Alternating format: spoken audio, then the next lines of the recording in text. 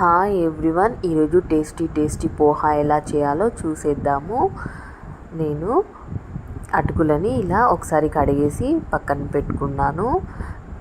అలాగే ముకుడులో 2.5 spoon oil తీసుకోండి.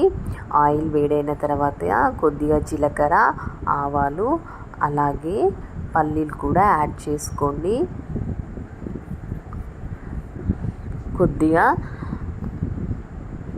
శనగపప్పు కొంచెం ఎక్కువ తీసుకోండి, చాలా బాగుంటుంది. క్రిస్పీగా తింటూ ఉంటే పళ్ళకు తగులుతూ. అలాగే కొద్దిగా మినపప్పు, కొంచెం జీడిపప్పు కూడా వేసుకొని పల్లీలు దూరగా వేగేంత వరకు ఫ్రై చేసుకోండి.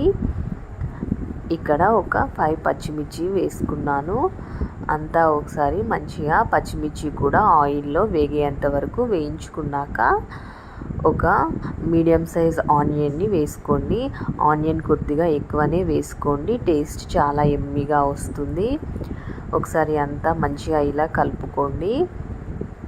ఆనియన్ కూడా ఆయిల్లో ఫ్రై అయ్యేంత వరకు ఫ్రై చేసుకోవాలి. ఒక 2 రెబ్బల కరివేపాకు వేసుకొని ఒకసారి కలుపుకోండి. అలాగే ఇక్కడే తగినంత సాల్ట్ యాడ్ చేసుకోండి. అంతా మంచిగా మిక్స్ చేసుకోవాలి. ఆనియన్స్ ఆయిల్లో కొద్దిగా మగ్గిపోయాయి కదా, ఇక్కడ మనము క్యారెట్ని కూడా యాడ్ చేసుకొని మరింతగా మగ్గించుకోవాలి. కొద్దిగా పసుపు యాడ్ చేసుకోండి. ఆయిల్లో అన్నీ మంచిగా మగ్గే వరకు ఒకసారి చూడండి. ఇక్కడ ఆనియన్ కూడా మంచిగా ఫ్రై అయిపోయాయి, క్యారెట్ కూడా మగ్గిపోయింది. ఇప్పుడు మనము ముందుగా తడిపి పెట్టుకున్న అటుకులని ఇందులో వేసుకొని పైనుండి కింది వరకు మంచిగా మిక్స్ చేస్తూ కలుపుకోవాలి. ఇలా అన్నీ వేసి పెట్టండి, పిల్లలు చాలా ఇష్టంగా తింటారు. వాళ్ళకి కూడా చాలా కలర్ఫుల్గా ఉంటుంది కాబట్టి ప్లేట్ మొత్తం ఖాళీ చేసేస్తారు.